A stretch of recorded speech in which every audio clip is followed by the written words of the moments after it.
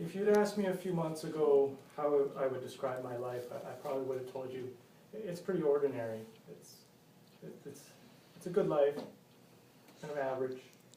But if you ask me today, I'd give you a much different story. I'd like to tell you a little bit about myself, and in order to do so, I've decided to break my life into 4 parts, starting with what I call Life 1.0. Part 1 of my life is called Growing Up.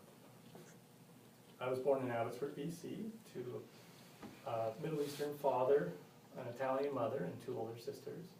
I grew up in a home of educators. My mother left a teaching career to raise us children, and my father was the superintendent of my school district for pretty much my entire school upbringing. I can remember the beginning of each school year, first class, teachers taking attendance, and it comes around to me, Chris Matati, here? Are you Neil Matati's son? And so it went every year, year after year, with the expectation that I'd be on my best behavior, and so I was. I had a pretty typical childhood, loved playing sports, soccer, no hockey, baseball, golf. I had asthma as a kid, so I spent a fair bit of time at home sick, where I worked a lot on Lego, building Lego and model trains. Part 2 of my life I call leaving home. I left home in 1996, and I went to the University of Victoria, where I thought I was going to study business. And after one computer science course, it was an introductory course as part of the first year curriculum, I was hooked on programming, and I switched into computer science in the engineering department. And so I completed a degree in computer science. And this was in the late 90s, as some of you may remember. The late 90s was an exciting time for people in tech, and I took a job with Nortel Networks in Ottawa in 2001. The bubble burst, and I was left jobless. It was challenging times. I went through a little bit of depression, but I thought maybe make the most of it. I'll go back to school, and I did an MBA while working for several small tech companies. And soon after, I took a contract with the Attorney General, BC government, upon which I swore I would never work, before which I swore I would never work for BC government, or government, period. And I've been working for government ever since, in various roles and positions. Part 3 of my life I refer to as love and marriage. I had an affinity for Latin dance for many years. It started in early university. And in 2005, I decided to explore this interest, and I started taking lessons.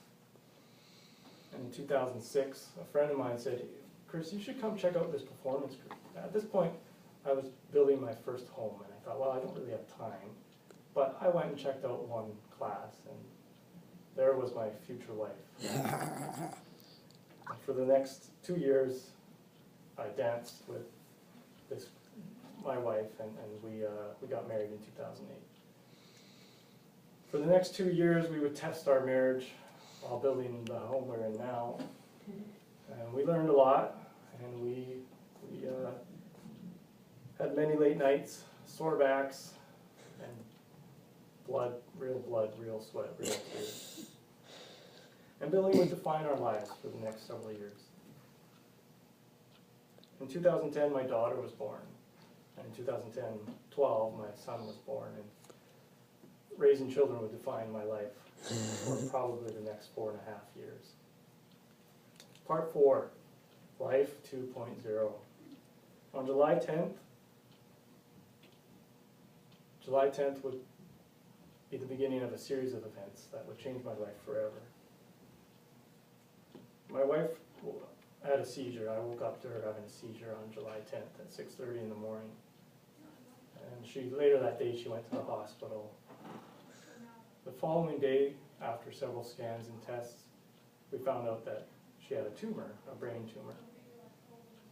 Didn't think too much of it at that point. The surgeon seemed pretty positive. It's an easy location, we'll get it out. July 31st, we met with the surgeon who was going to perform the surgery. And he explained what type of cancer it was. It was a cancer. And it wasn't what I thought. I thought brain, a new growth, some growth inside the brain, but no, it was actual brain that they had to remove. And so this was very concerning. August 5th, quite soon after, they operated and took out the mass. And on August 21st, I found out the prognosis and the pathology.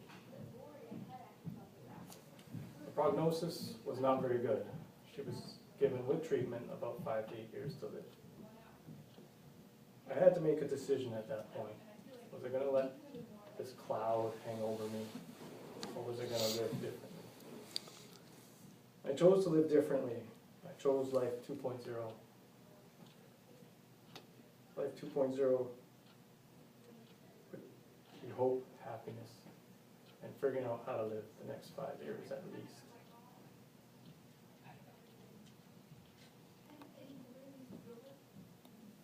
So what defines life 2.0? Well, life 2.0 has a lot of uncertainty. It's taught me to let go of the unimportant and the small things and to focus on the important. I now understand the cliche, take it one day at a time, or seize the day. It's taught me about intense hope, happiness, and inner peace, of which I don't know where these came from. And it showed me that kindness and love is everywhere, the outpouring of support. And it came from places I least expected it.